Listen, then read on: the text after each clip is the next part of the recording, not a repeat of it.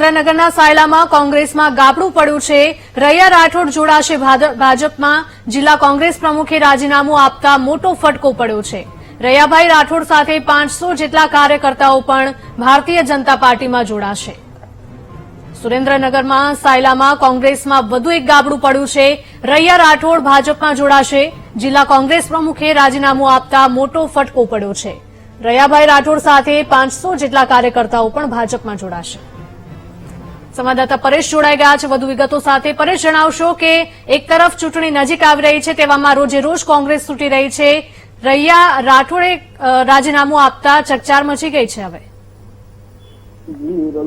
સુરેન્દ્રનગર જિલ્લાના પૂર્વ અધ્યક્ષ અને સાયલા તાલુકાના પૂર્વ પ્રમુખ શ્રી રૈયાભાઈ રાઠોડ ચેતવણી ધારણ કરવાના છે। ત્યારે 500 જેટલા કાર્યકર્તા કોંગ્રેસના અને આપના બંને મળીને 500 જેટલા કાર્યકર્તા ભાજપમાં જોડાઈ રહ્યા છે અને 35 વર્ષ જૂના સંસદીય રહી ચૂક્યા છે।